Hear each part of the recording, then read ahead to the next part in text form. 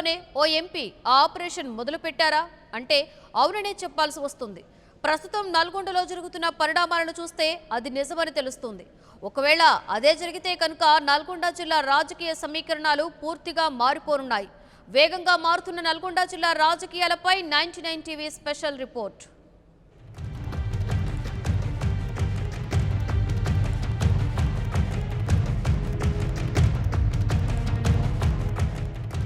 రాష్ట్ర రాజకీయాల్లో కోమటిరెడ్డి వెంకటరెడ్డి, కోమటిరెడ్డి రాజగోపాల్ రెడ్డి పేరు తెలియని వారుండరు. ఉమ్మడి నల్గొండ జిల్లా రాజకీయాల్లో కోమటిరెడ్డి బ్రదర్స్ కు ప్రత్యేక స్థానం ఉంది.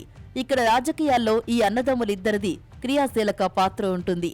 గట్టి మాస్ ఫాలోయింగ్ ఉన్న ఈ ఇద్దరు దాదాపు 30 సంవత్సరాల నుంచి ఎమ్మెల్యే, ఎమ్మెల్సీ మంత్రులుగా పనిచేశారు. కోమటిరెడ్డి వెంకటరెడ్డి నల్లగొండ నియోజకవర్గం నుంచి 4 సార్లు వరుసగా గెలిచారు.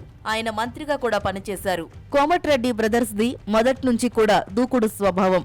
రాజకీయ ప్రత్యర్థుల్నే కాదు, సొంత పార్టీ వాళ్లపై కూడా మాటల యుద్ధం చేసే నైజం వాళ్లది. గతంలో పీసీసీ అధ్యక్షుడు ఉత్తమ్ కుమార్ రెడ్డి, పార్టీ రాష్ట్ర వ్యవహారాల ఇన్ఛార్జ్ కుంతియాను సైతం వారు ఉతికి ఆరేసిన సంఘటనలు ఉన్నాయి. కోమటిరెడ్డి బ్రదర్స్ వల్ల ఉమ్మడి జిల్లాలో కాంగ్రెస్ పార్టీకి చాలా ప్రయోజనం చేకూరిందనే చెప్పొచ్చు. వారు లేకపోతే ఆ పార్టీకి చాలా ఇబ్బందికరమైన పరిస్థితులు తప్పవనే నిజాన్ని పార్టీ అగ్రనేతలు సైతం అంతర్గత చర్చల్లో అంగీకరిస్తారు కూడా.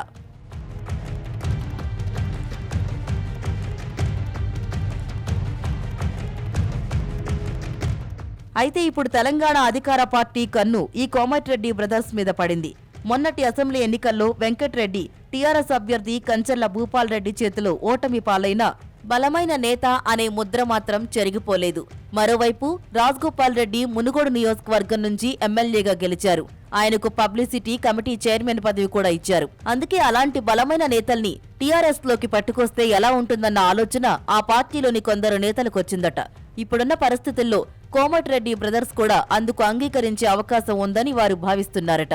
ఎందుకంటే రాజగోపాల్ రెడ్డికి పెద్ద నిర్మాణ కంపెనీ ఉంది. తెలంగాణ ప్రభుత్వం నుంచి 100 కోట్ల బిల్లులు రావాల్సింది. కొత్తగా ఆ కంపెనీకి వర్కులు కూడా రావడం లేదు. దానికి తోడు మునుగోడులో రాజగోపాల్ రెడ్డి గెలిచినప్పటికీ పెత్తనం మాత్రం మొత్తం టీఆర్ఎస్ నాయకులదే ఉంది.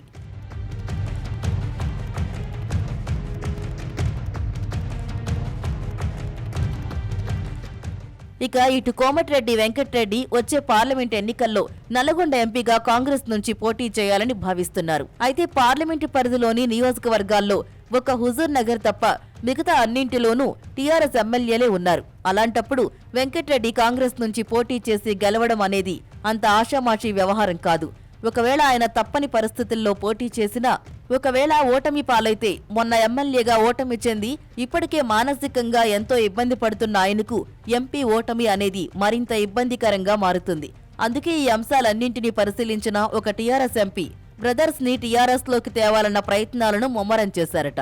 పూర్వాశ్రమంలో కాంగ్రెస్ లోనే ఉండి ఇప్పుడు అధికార పార్టీలో ఉన్న ఆ ఎంపీ ఇప్పటికే పలు దఫాలుగా వారితో చర్చలు జరిపారట. ఆయన ప్రతిపాదనకు ఇటు వెంకటరెడ్డి కూడా సానుకూలంగా స్పందించినట్లు సమాచారం.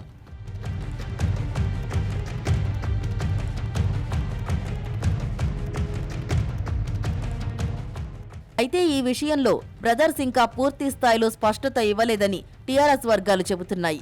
ఇద్దరు అన్నదమ్ములు మరోమారు చర్చించుకుని ఆ తర్వాత తమ అనుచరులు, ముఖ్య కార్యకర్తలతో మాట్లాడి ఓ నిర్ణయానికొచ్చే అవకాశాలున్నాయని అంటున్నారు. అయితే ఇటు కాంగ్రెస్ లోని ఆయన అభిమానులు, కొందరు అనుంగు శిష్యులు మాత్రం బ్రదర్స్ పార్టీ మారే అవకాశం లేనే లేదని చెబుతున్నారు.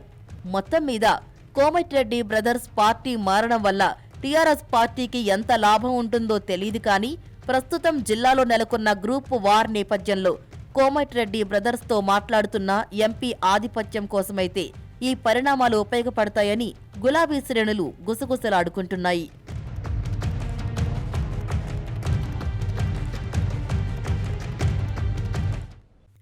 For more updates, please subscribe 99 TV Telugu.